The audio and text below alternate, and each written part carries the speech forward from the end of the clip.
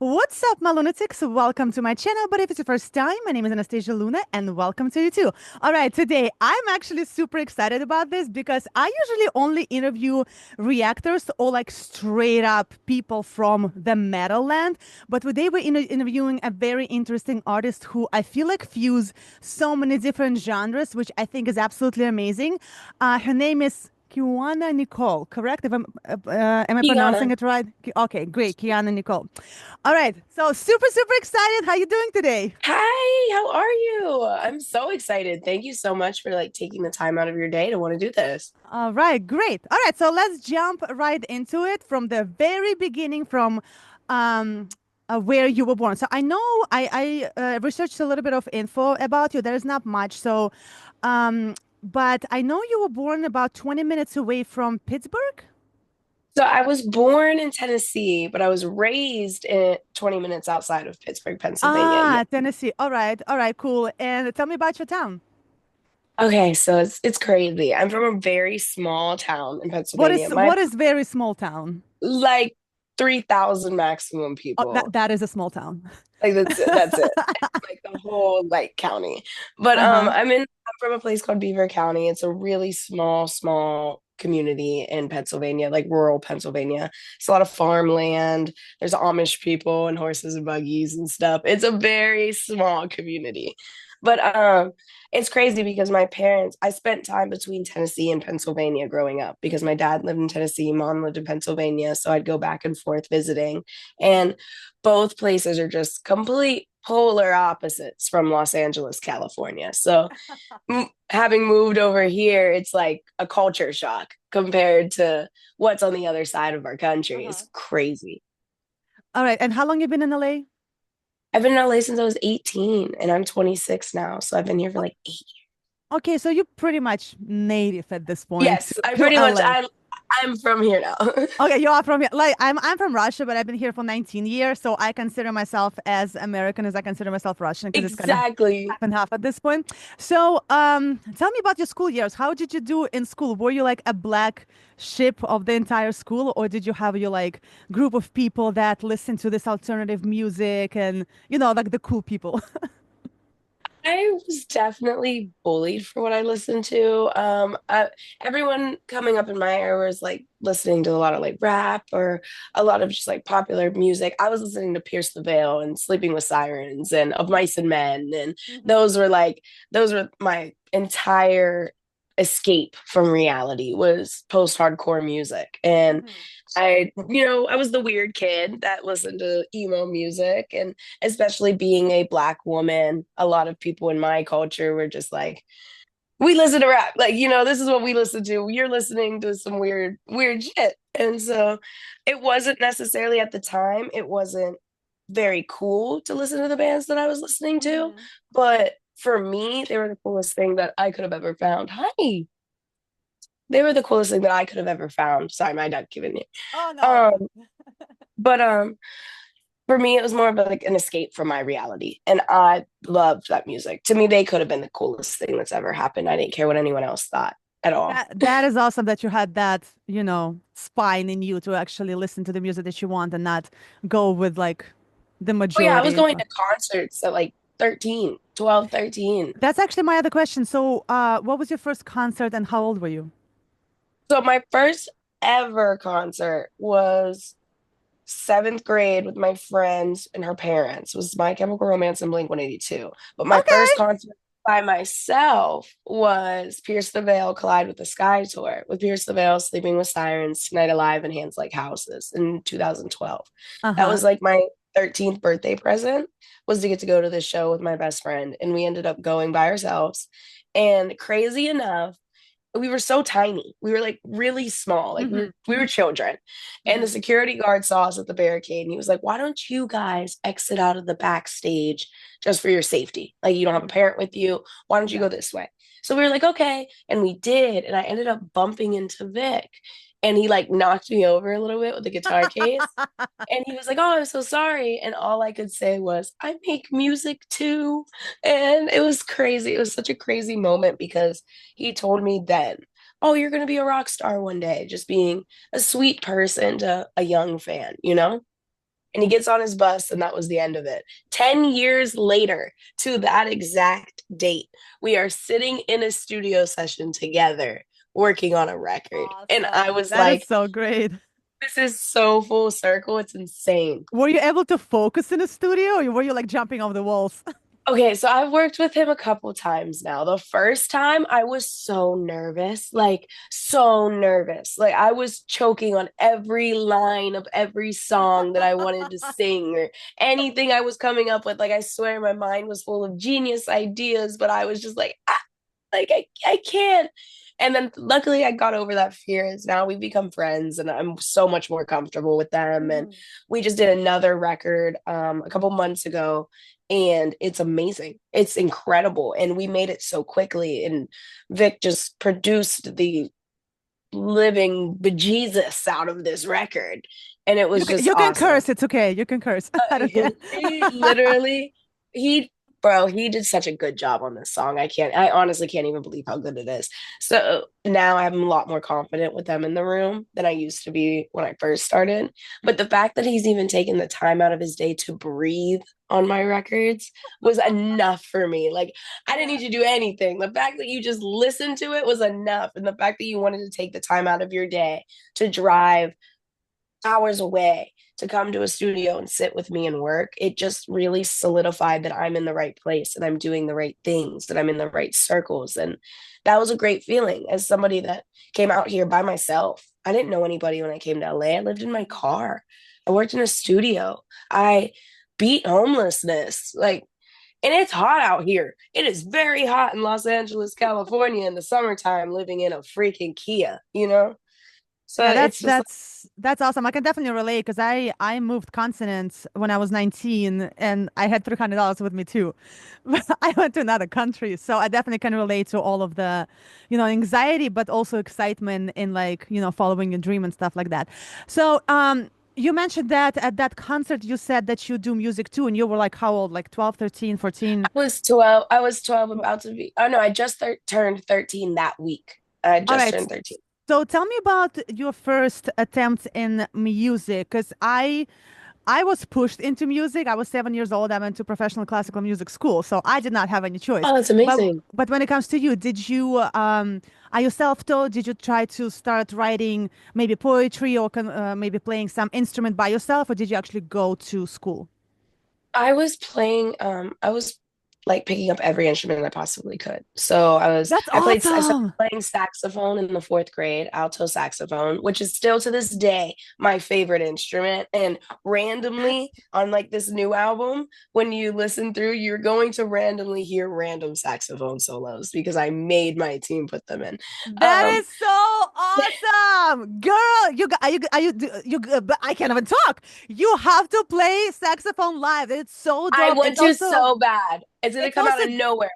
it also gives you like so much more like oomph and like credit from like musicians if you actually like Agreed. play instrument live, especially something like a saxophone. Like Yes. guitars, people play piano, dabble into certain things, but saxophone is such a specific instrument. Like I'm jealous. Yeah, I play piano, And but I do saxophone, dabble no. in all of that. Bass guitar, guitar, piano. I do dabble, but it's just like saxophone is my shit. Like that's That my is shit. so That is my cool. shit. I've been playing that since I was literally in fourth grade. So that's one of my favorite instruments to play. But I was writing music really young, really young. I mean, like I made my first little handmade song book out of like purple colored paper when I was 11, 10, and it was so special to me. It was like no one can touch this. This is my art, you know. Do you still And have then it?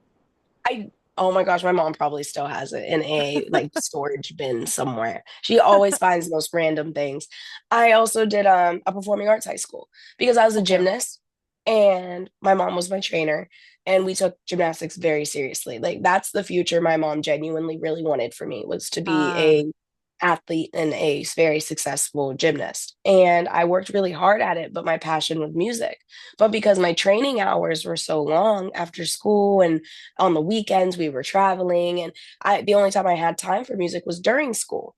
So our compromise was I could audition for this performing arts high school And it was from eighth grade to your senior year, but I ended up doing eighth grade to 10th grade. But I had auditioned, and I don't think my mom really expected me to get in, if we're being Uh-huh. honest. Love my mom. My mom is my biggest fan, and she supports me. But I don't think she expected it to actually get in, and I did.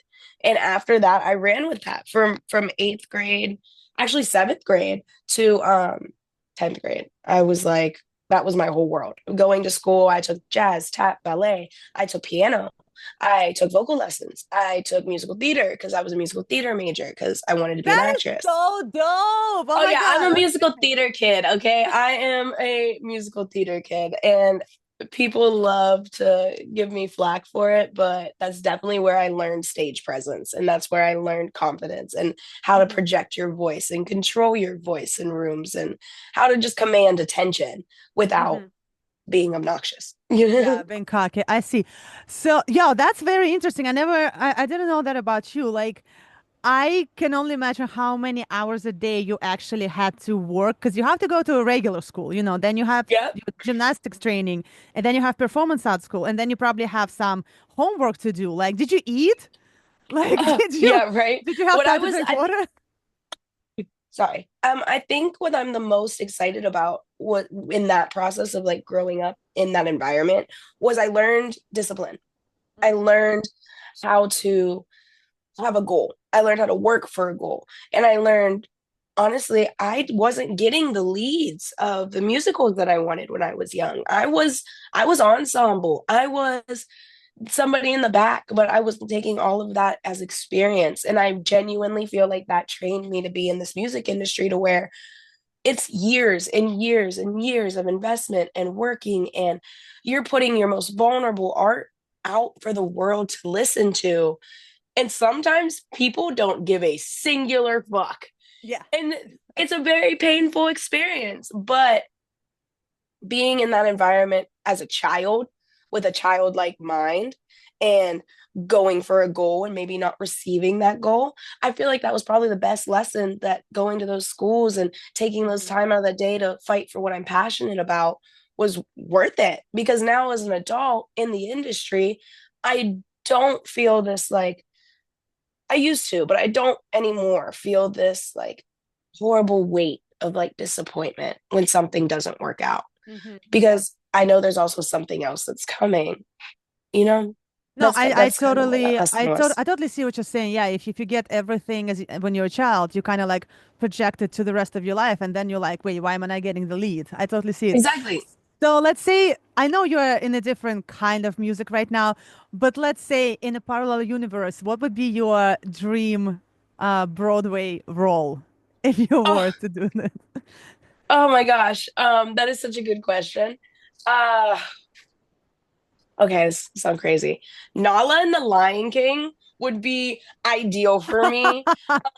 Shadowlands is like the best musical theater song ever made. I love The Lion King live. That was just really touching for me. Also, The Beauty and the Beast. I love Beauty and the Beast live. That was some of my first musicals. I'm gonna plug you in so I don't die. Um, that was some of my first musicals my grandmother ever took me to. My grandmother really started my musical theater obsession when I was young. She would take Hmm. me to all of these shows that would come into the city, and we'd get all dressed up and go see musicals. And it was something for me that taught me like with musical theater, these people are performing live. They're performing Hmm. live for you at all times, no matter what. And you can't fake a musical theater performance.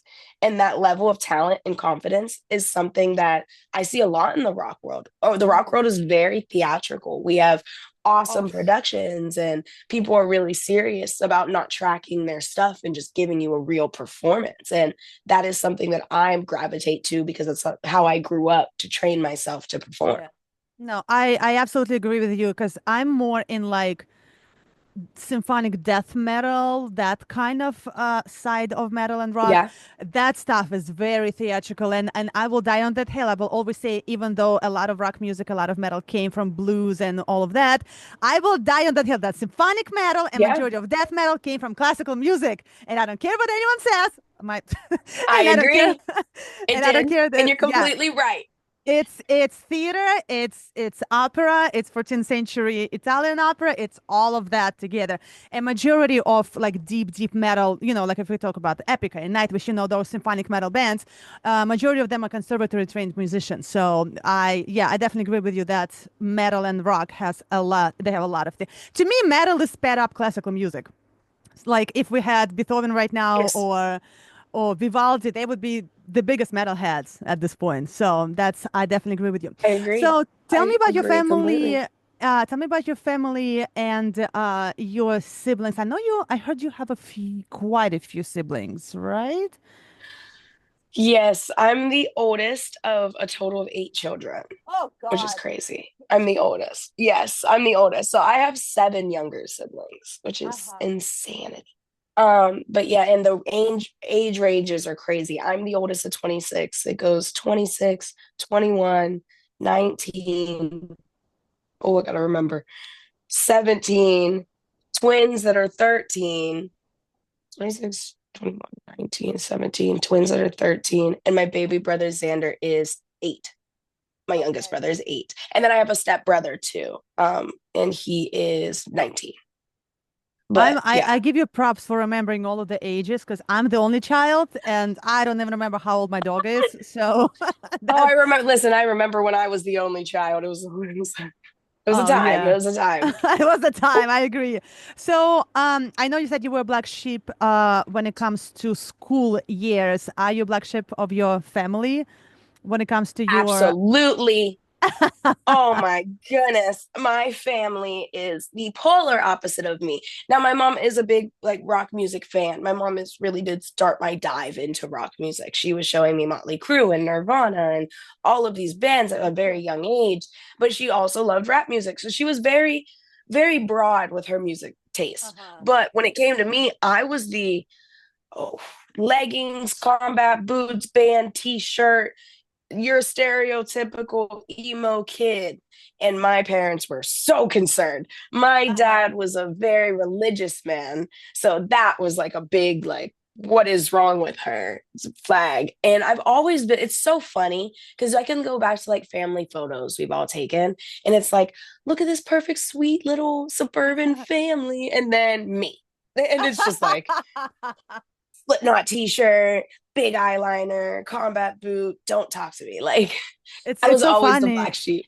It's so funny. You remind me of my fiance because she's been like this. She has a large family too. She has 7 siblings and she's Puerto Rican and everybody listened to completely different music and she was the only one like an emo kid in school, wearing what you're wearing. So it's really funny that like you're saying this right now. So anybody, even though they are a little bit different stylistically from you, anybody has Yes. any kind of musical talent in your family besides you? My dad was making music. He made R&B music and he not like professionally. He was just doing it, Hmm. with his friends and he wanted it to be professional and he did work at it for years. And that was Hmm. kind of where my first influence of I think I could be a musician came from was genuinely my dad, even though we did not have the best relationship in childhood. I actually physically have not seen him in 10 years, but we do speak now and we do talk and stuff like that. But it's crazy because I'm genuinely living my father's dream right now. I am. I'm doing exactly what my dad wanted to do. And if Hmm. anything, it has helped our relationship now in adulthood because it gives us something to relate to. But my dad really, that was his passion. He's a great writer, and I compliment him and thank him all the time for giving me the gift of gab and giving me the gift to be able to write. And, Hmm. because I genuinely feel that came from him. My mom also, she was like playing instruments in school and she was very pretty much musically inclined, but she was more of an athlete. So she went Okay. into Oh yeah, that realm. gymnastics. So I compliment her on my discipline level because I have an outrageous work ethic. I have a work ethic that most people probably would commit themselves to a hospital over because I eat, sleep, breathe music. I don't take a break. I don't let me go have leisure time. I don't, let's go on vacation. Every single thing I do revolves around helping my career because Hmm. I'm independent. I'm an Mm. independent So artist. you're not I signed. got Okay. lucky enough. No, I have like I have a distribution and I have a team. I have great management. I do have great management, but I have not signed a label deal. I built a lot of this by myself. I found my team, I found my people, I found my agents, and we are shopping, but I feel like I've achieved all of this on my own. Like Lil Wayne found me and did a song and video with me on my own. He gave me a chain because he wanted me to be with them, like, and I'm an independent artist from Pennsylvania. So it's like this crazy, it's mind blowing to me that my talent was able to speak for itself. Yeah. So Well, and your before I discipline go too. and my discipline. But before I could go sign all of my hard work to a company, I want to make sure it's the right situation. I refuse to jump at the first offer, even if that first offer could be the best offer. Mm-hmm. I know what I was capable of doing by myself and what I was capable of doing with the team that I put together. And they are legends. I'm not going to act like, I don't have a great team. My Mm-hmm. manager is Rob Cavallo, who produced Green Day, Paramore, Fleetwood Mac, Iris by the Goo Goo Dolls, like the biggest of the biggest records, has multiple Grammys. But he was another one like Wayne that found me through a mutual person that we both knew and believed in me. We ended up meeting, made two records in an hour. We made Mm-hmm. Bleed and Bury Me within the first hour of like meeting in person in a studio. And after that, he was sold. We have a full album now, to over 23 records we've done, and everyone believes in me now. And that was just all based off of what I was capable of doing. That is really So awesome. Yeah, you might not even need a record label. Like at this day and age, there's so many independent artists that have massive careers without signing their soul and life to the label. So you I might not feel the even need same it, way. especially if you have a great team of managers and agents around you. Why the fuck you need anyone else? Like That's how I sign off feel. your like 90% of your rights to your music to someone else. Do it yourself. Yeah, I Uh, refuse it. I refuse. I refuse. These so are my diaries.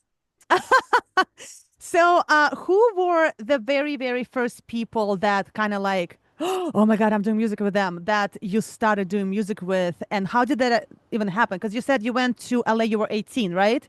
Yes. So, walk me through those very, very first years, all the struggles, and the first very big breakthrough that you're like, oh shit, I'm actually on the right track. So I drove myself across the country from Pennsylvania to California. I actually tattooed this flower on my face and then drove across the country because Uh-huh. I knew if I tattooed my face, I'd be too afraid to come back and show my mother. I had to go succeed. So I did it. It might have been a manic episode, but I'm grateful for that manic episode. I got the whole way here and I realized I don't know anybody. I have $300 to my name and my car full of all of my stuff. And I'm sitting in a Denny's parking lot on Sunset Boulevard. Denny's like a breakfast restaurant Yeah, parking yeah, lot. yeah, yeah. I'm sitting there trying to use their Wi-Fi and I'm looking on Instagram. Anybody with a recording studio, anyone need an assistant, anybody that I could work in the industry and get my foot in the door. And I ended up working with Ricky P, who is Wiz Khalifa's engineer and producer. Hmm. He's Grammy nominated. He's a great guy. He also makes metal and he is so good at it.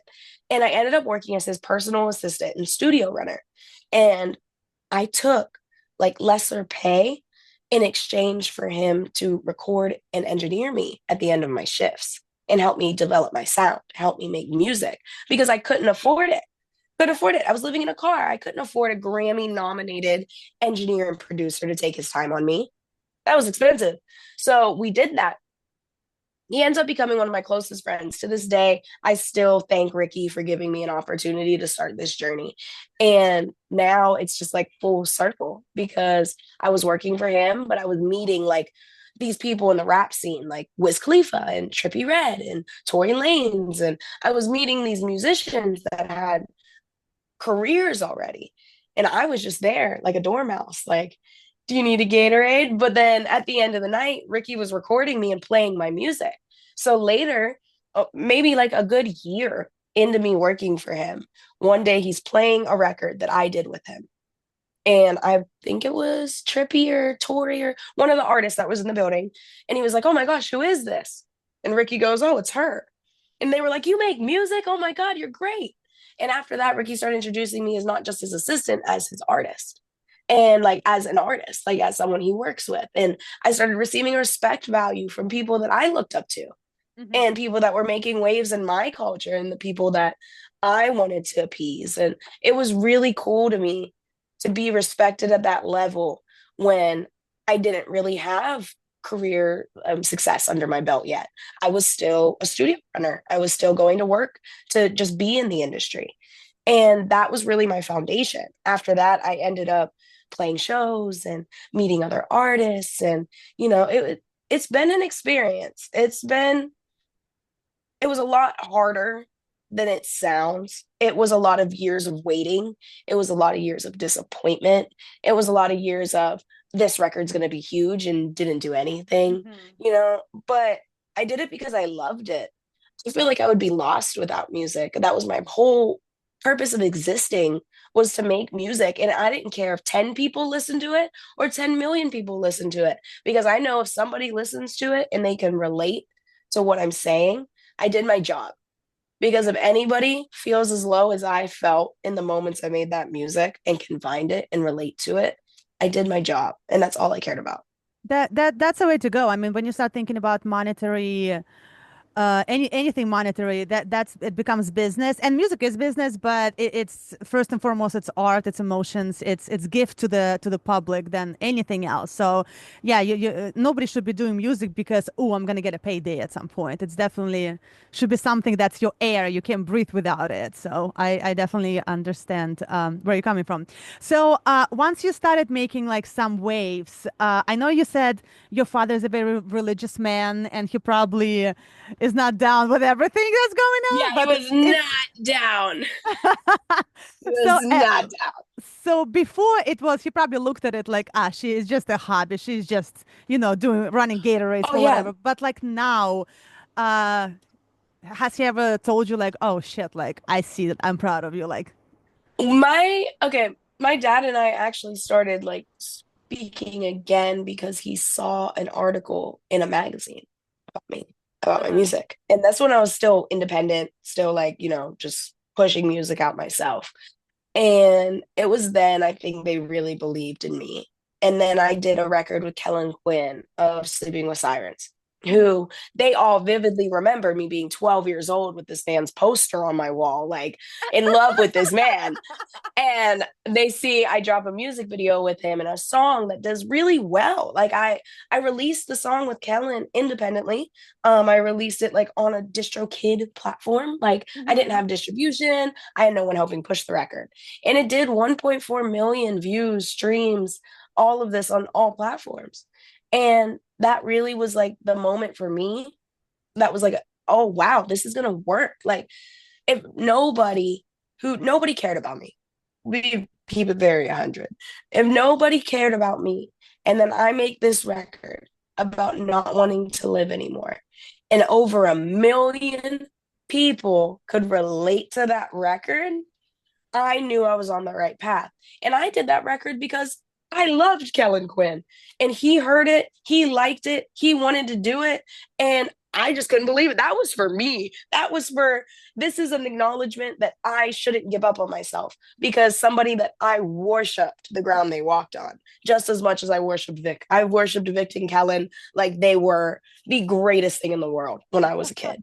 Uh-huh. And those people could acknowledge my music and like it and want to be a part of it. I knew I was doing the right thing. I was on the right path. I was around the right teams.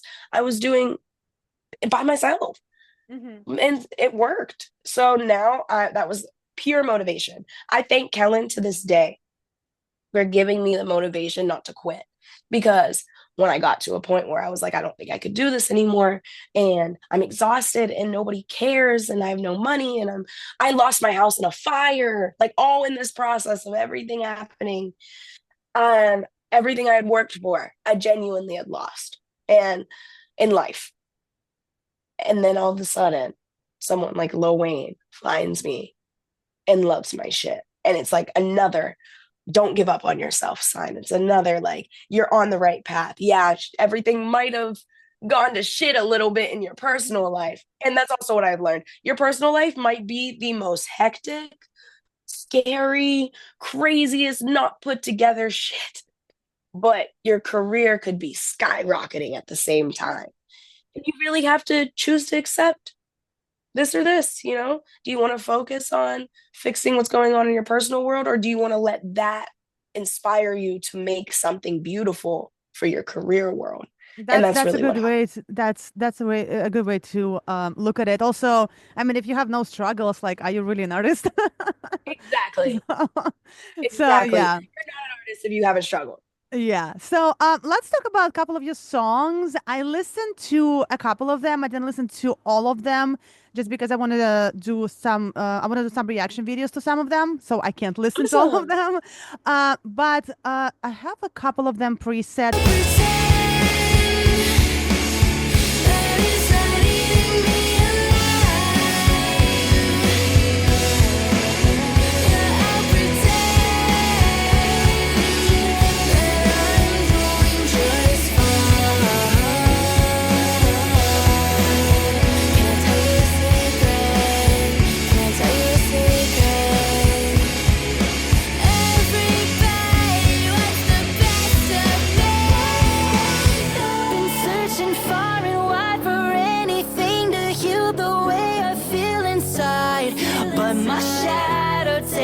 Toll, and every time that I try to find some new peace of mind, I tear my That's our favorite part. Kellen killed that harmony.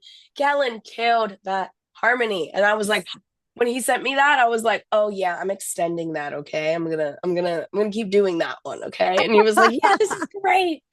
So tell me about so first question that I have, who is doing harsh vocals? Do you do harsh vocals or you do only cleans? The screaming I part. do. Okay, so the screaming part is Kellen. Okay. That was all him. And then on my other records, I do my harsh vocals. I scream, I sing, I do all of it. But that Uh-huh. specific record, Kellen came in and did his Kellen Quinn thing, and I am so grateful for that because he killed it. It's genuinely one of my favorites. I've met so many people that were like, this song, like I found you from this song, and I was just like, dude, I can't even believe that song happened. Like that music video, Uh-huh. I was outside of the venue of the music video. We were all supposed to be loading in. Kellen's landing from his flight. My management's picking him up, you know? I'm sitting outside and me and my manager together hustled to make the money to pay for that video. We built a Mhm. forest in a studio. That was not real woods. Like that was a video studio. Mhm. And I remember sitting in the parking lot crying because I still had to make like another $2,000. And we have like 30 minutes before this video starts. And Uh-huh. I didn't have it. And I'm sitting there crying and I'm sitting there like, universe, please, like anything you can do, like let show me that this is a sign that this is going to happen because I've worked so hard. This was a very expensive video. I had to grind for it. I had to earn it myself. I didn't even have my like agents at the time. I literally just had me and one of my managers. This is Mhm. pre Rob Cavallo even. So I remember sitting in the car outside of the venue, like, I know this is going to work. I know something's going to happen. And literally 5 minutes before I had to walk in that studio and start shooting, I got a request for a feature. Somebody wanted to buy a feature from me on the internet, and they Mhm. paid me right then. And it was like the universe sent me a sign. This is going to start your path. Don't give up on yourself, even if it's the last second and it doesn't even seem possible. Because when I left that video, I didn't have money to eat. I couldn't even go buy something to eat after because I just spent every penny to my name to invest in my dream. And it paid off and it was Mhm. worth it. And I will do it all over again every time if I had to. That is such an inspiring story. So, if any of you who are listening to us that is inspiring, aspiring musician or singer, please listen to her. Everything will work out if you just get up early and work your ass off for what you want and believe in yourself. Fuck everyone who doesn't believe in you. believe in yourself, and that's the most important thing, because if you don't believe in yourself, no one will believe in you. So, Exactly. when, like, how was the shooting of the video actually went? Were you able to like calm down? Because I've Yes, been, yes. I was I had so nervous. I had situation where something would happen and I would cry, and then I would have to go on stage like with my band and da da da. Yeah.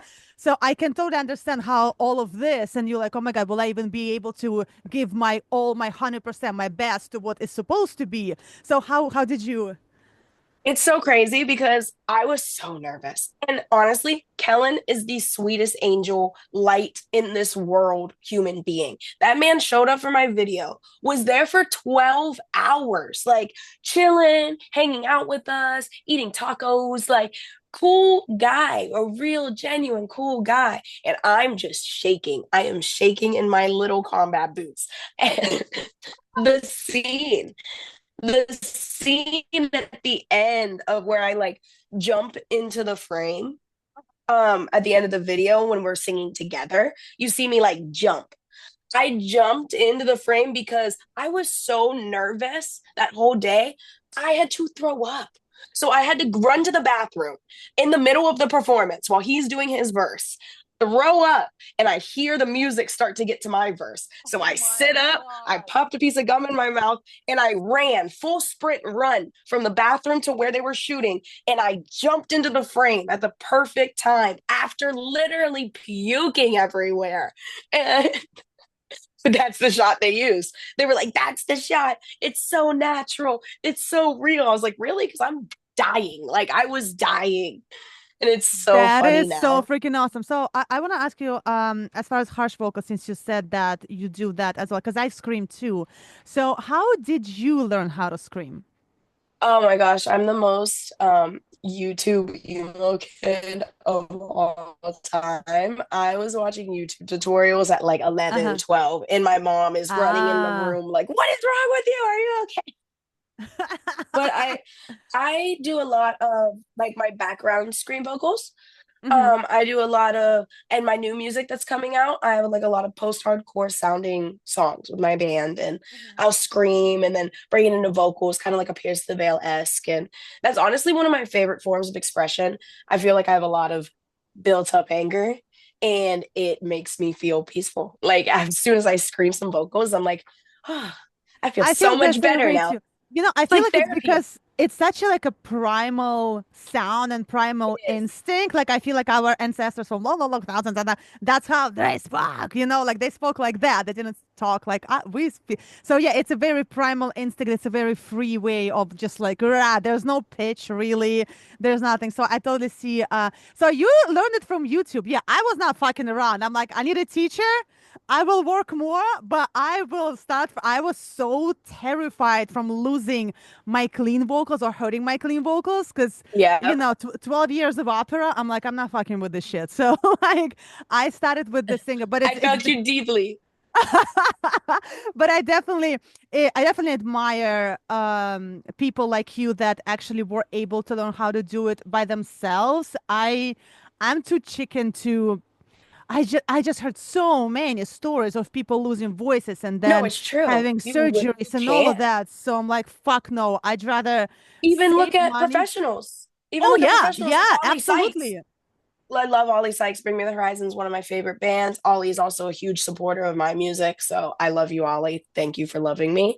But even with him, he had to have surgery. He had to, he doesn't scream as much. Now he still screams and he screams like an angel. But he still went through that vocally and he's a professional.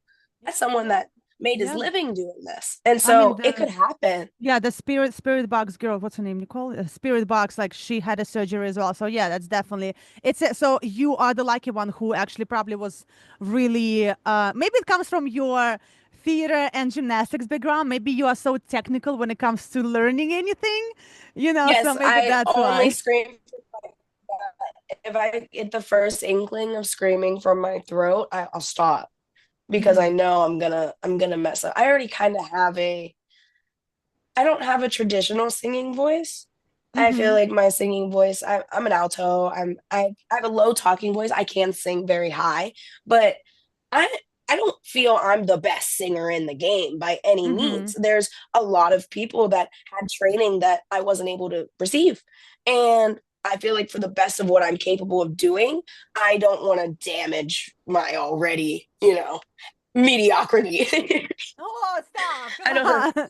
I wouldn't call you an alto. Oh my God. Because I was listening to, I think you're a mixed mezzo. So the raspiness, which is mixed, and I think you're more of a mezzo because alto and women is almost never happens. It's very, very rare. It's like 1 in 2 million. I think you're more of a, Yeah. I think you're more of a mezzo soprano than alto. But I mean, you know better than me. I swear I hate you. No, I can't take it. I know it's best and we should stop communicating. But it's hard when you're so scarred and you've been left in the dark just to play your part. Bury me, 'cause I know you really want to. I can't sleep, stare at the ceiling of my bedroom, counting the days till I run away. Yeah, so let's talk about this one. I think I might actually do another reaction video to this song because I feel like my I subscribers love might that song. enjoy this one. Yeah, so talk to me about this one. That is the first record I ever made with Rob Cavallo, ever. So my guitarist and producer Cody Benjamin is just a personal friend of mine. He's been in my band, and we were working together because we honestly bonded over the loss of our friend. We both had lost our friend. Mhm. He passed away really unexpectedly. And the one of the last things he told us a couple of nights, maybe like a week before he passed away, he came into the studio and was watching us record. And he was like, "You guys have to do an album together. You guys are great." We had just met. We made the secret song, and we made 3 songs in one night. The secrets one with Kellen was one of them. And he was like, "You guys are just so great. You have to do an album." And he had passed away. So after that, as like his last wish, his name was Ben, rest in peace, Ben, Out Here Visuals. He was a videographer, photographer, incredible artist. But as his last request, we were like, with no goal in mind, we're like, we're gonna make a project together. So Cody and I just bonded. We started making music together, and I ended up meeting Rob Cavallo through my manager, Brewster, who now they partner together and co-manage me together. But I met him. So he pulls up to the studio on us. It's the first time ever meeting. And I'm extremely non-traditional. When I don't care if this man has 30 Grammys, I'm still gonna light a joint, sit in front of the mic, and freestyle a song. Like that's just Uh-huh. how I am. This is who I am as a person. So he pulls up and he loves the vibe. We make Bury Me in 15 minutes. Like literally 15 minutes, like the first, just like the draft version, not obviously the Uh-huh. final product that we're Of hearing, course. Yeah, yeah, yeah, but yeah. we make the draft in like 15 minutes. I record the vocals straight way through. And he was like, he looked at me like, "I haven't had this feeling since Green Day and Paramore, like let's do something else. Let's see if you can do it again." And we do Bleed right after the one with Mhm. Wait. We did Bleed right after, all within the same session. And he was like, "I love this. I love your energy. I love the vibes that we have. Let's keep this rolling." So when I made Bury Me, though, I was really writing Bury Me because I was at a place, even though I'm sitting in a studio with Rob Cavallo, who is somebody that I personally have been hunting down for years to work with. And I knew who he was. But I was at a point mentally where, I had just lost a place to live, and all of my things were in a U-Haul outside of the studio for that session. It was and my life was in a place where it was like, I don't know how I'm going to continue to survive. Mhm. And I was making that song as kind of like all right, let's make this. But in my head, I kind of was already checked out mentally. I was kind of already at a place where it was, I don't feel the passion that I had for myself. I don't feel the belief that I had in myself. And that's really what I wrote it about is and also at the time I was also in a very abusive relationship with a Mhm. man. And I was just at the lowest point mentally that I think I've ever been. And it was really like an ode, like an oath to, if I'm not here anymore, at least I got this message out. Mhm. If I choose not to be here anymore because of where my mental health is, at least I made this so you can see why. And it's so crazy because in turn, that record ended up opening so many doors for me that kept me alive. And that's what's insane. It's But it was absolutely genuine. insane. It I was feel like like, from your heart. yeah. And it's so crazy because when we rehearse that song for shows now, there's times where I'm like, I was going through so much that vocally you can hear that like pain. You can hear what I was going through.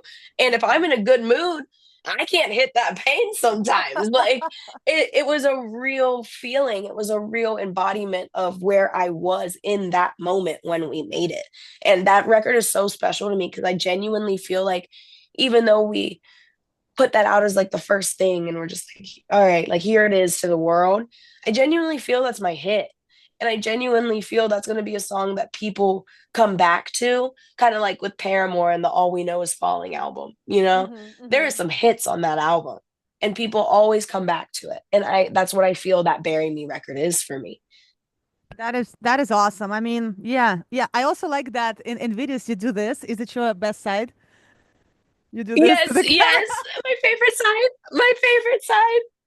Because Like, it's always so funny because I can't remember because I have tattoos on both sides of my face, right? But I can never remember what side. Like when I'm performing, I can't remember what side my favorite tattoo is on. So I just hit all the angles hoping we catch it. it's so funny that Every I time. noticed that because I'm like, she likes this. I love that side. I want to talk about this one because Wow. yeah, because it was the first one. I went into your YouTube and I just scrolled all the way down to see where you actually came from, where musically you came Oh from. So yeah. this is the first one that is published on your YouTube. So let's talk about this one. I've been feeling lonely, just need someone to hold me. This love is dying slowly, till my grave it will control me. Feels like it's too late, you're asleep but I'm awake. Lord, my soul to take you, rock my world, that's not earthquakes, tsunamis, storms. You crash my wave, you tip my boat, I thought you gave me all your love, it turned out fake, and now it's me you love to hate. I'm feeling different, I know something's missing, somewhere in the distance. I love all the blood and all of that. I'm like big on fake blood. If I I could love live blood. being surrounded with fake blood, I absolutely would. So talk to me about this song. That's so crazy because this song. So my managers today are Rob Cavallo and a guy that goes by the name Rooster, right? They were partners for years, and then I ended up finding Rooster separately. I wrote that song because years ago, when I was 18, 19, I had auditioned for a girl group for my manager today. Who is my manager today? An audition for a girl group and I got denied. I got no, this isn't gonna work. You can sing, but we need to hear the passion in your voice, you know? And they actually I was just like crushed because they didn't know that I was homeless. They didn't know that this was an opportunity that I needed to survive, you know, but I never ever let anyone know that. No one ever knew my personal situation. And so I remember leaving that building crushed after getting denied, thinking like, oh, this was my chance. This was my chance. And I sat in my hot car in the middle of the summer, parked in a random spot because I needed somewhere to sleep.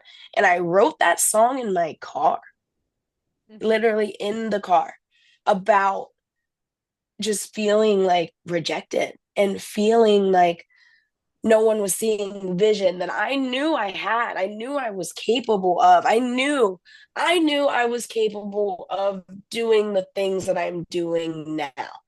But something I actually learned from that experience is everything that you want for your career in that moment, in this specific moment, everything that you want, you won't get for another year or two. And always go into it with that expectation. If you right now said, oh, I want to play this show, you might play that show in a year, you know, but right in that moment when your first inkling of that idea of what you want, give it a year and that idea will come to fruition. And that was really me learning that lesson for the first time. I ended up making that music video in one of my friends' apartments that was like letting me crash there all the time, you know, and it was just something that I made because I wanted to make it. There was no objective. There was no, this is going to blow up and go viral. It was just, this is how I'm feeling right now. And I think a healthier solution than jumping off of a local bridge would probably be to just make a music video, Mhm. and talk about wanting to cut off the negative energy that I was surrounding myself with and wanting to get rid of the self doubt that I was like, that's what all of it was really symbolizing in the cheapest $300 way that I could. But like, I wanted to get rid of that negativity and that self doubt that I had for myself. I was in a place where I didn't believe in myself. Mhm. And I was feeling distant, not just from other people, but from myself. And I released that with absolutely no expectation. And to this day, people still tell me, like, I love this song. And I'm like, I recorded that in a car. Like, You recorded that what do in you the car? mean? Yes, I recorded it in a car, How did you in my record? car. I had a laptop and a mic, and I sat in the front seat and recorded it. And then I did take it to a studio and had like the engineer play around with it. But Uh-huh. honestly, what the studio I had gone to, the engineer wasn't very experienced. So me retracking the vocals at the studio didn't even sound as good as the vocals I tracked in the car. So I ended up, a lot of those vocals in the final draft of that song were literally done in the front seat of my Kia in like So a fun. 100-degree weather. Oh my God, that is so awesome. That is so inspiring. I need to stop complaining about what I have. Like all I do is I'm grateful now. do my music and then stream music and then do music and stream music and this is so Then that's exactly what it should be. exactly, yeah, that's exactly what it should be. I absolutely agree with you. I have a funny question. So, Okay. have you ever been in a mosh pit? And if Yes. so, which concert?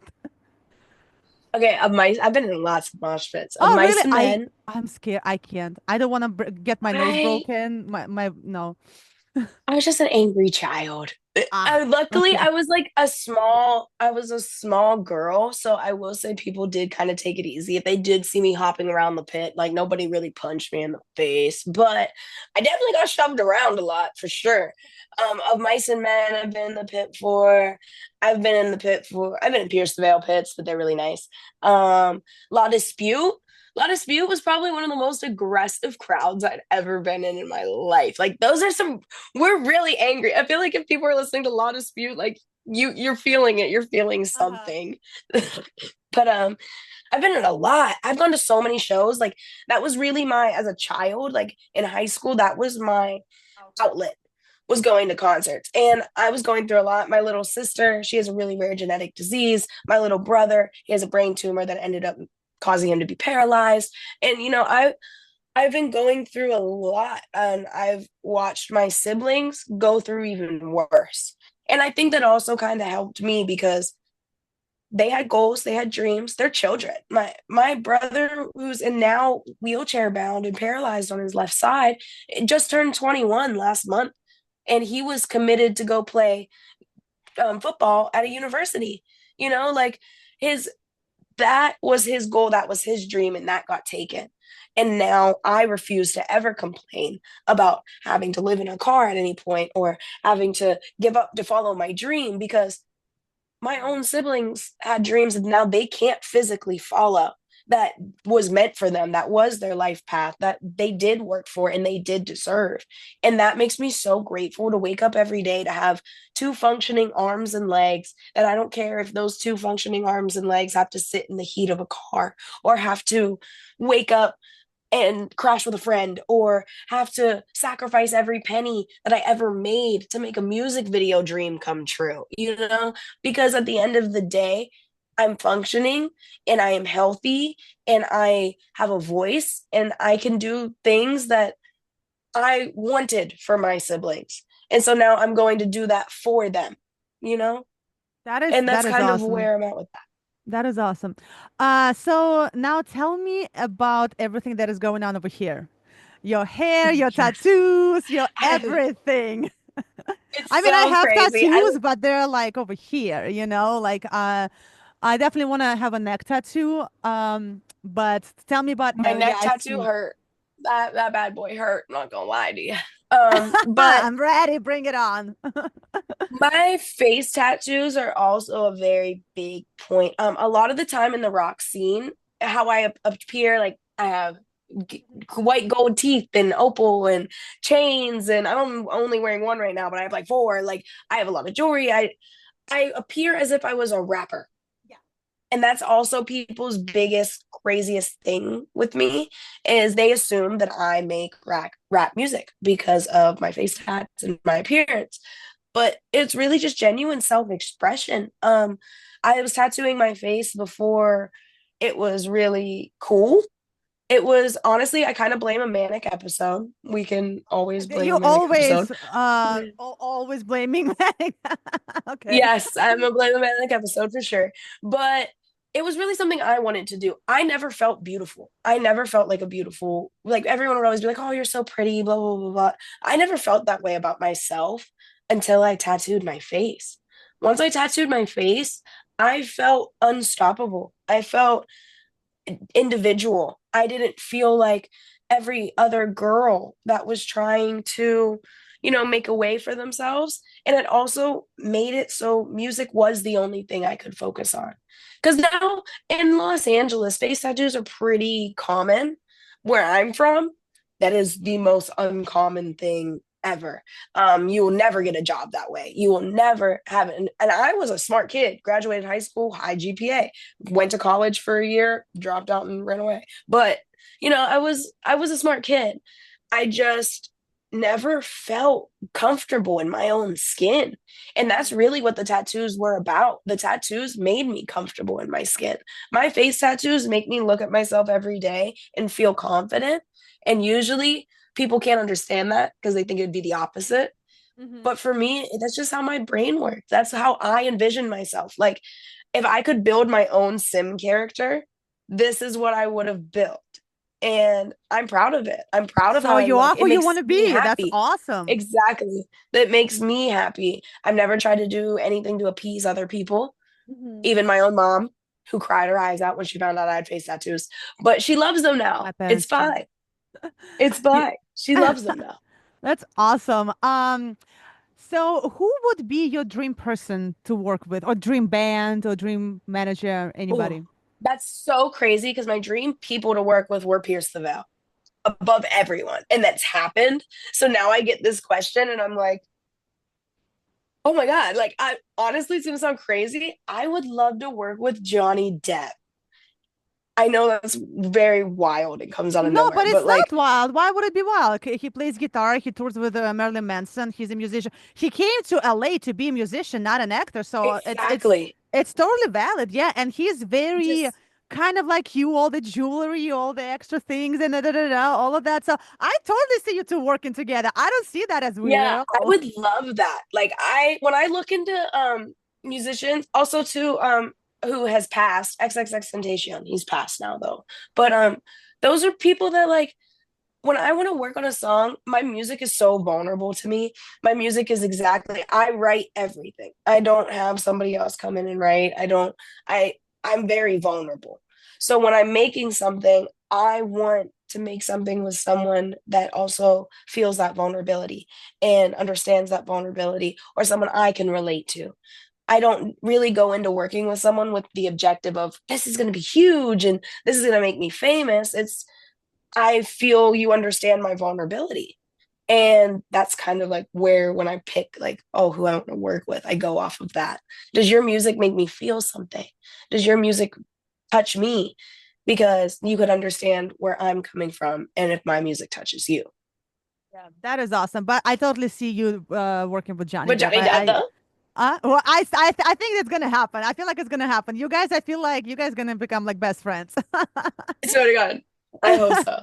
So, That's a my goal. last question slash not question. So, this is your red carpet. Tell us whatever you want to tell us about your plans, about what we should be looking out for, what should be waiting, what is next, anything you want. Well, thank you guys for spending time with me. I'm Keyawna Nikole, if you didn't know, and I would love for you guys to check out Bleed featuring Lil Wayne. We just dropped that last week, but I'll be announcing tours. I'm going to be on the road. We'll be playing shows at the by the end of this year, early next year. I've got some crazy announcements with some features of mine that I can't say too much on, but they're definitely with some of the features that I've done already. And I just can't wait to hit the road and honestly hug every single person that's been supporting me. I'm a big like wait outside after the show person. Like I want to hug every single person that has supported me because without any of these people, without even you today wanting to hear what I have to say, people don't realize like everyone looks at artists and is like, "Oh, they're doing this. They're so big. They're great." We're very mentally ill. We're very sad. And people like you who want to hear our story keep us going, give us a reason to keep going. People who help the world hear what we have to say is the reason that we keep living. And so every single person that's ever supported me is single-handedly the reason that I am alive today. And I am grateful for that. So stay tuned. Follow me on Instagram because I post my every waking move on there and you'll be up to date. I'm also playing a show with Wargasm and Dropout Kings September 6th in LA, and I'm very excited about it. So it's All gonna be right. great. Thank you so much. That was so Thank much you. fun. I can You're relate to amazing. so that is true. I can relate to I can relate to so many things with that. So thank you so much for taking time to chat with me and let's stay in touch. We're both musicians, Yes, so I'm sure we'll bounce over each other and stuff. send me some stuff. I don't know what we do a song. Girl, that's it. We're friends. We're What's your friends. song? We're doing a song. We're friends. Okay.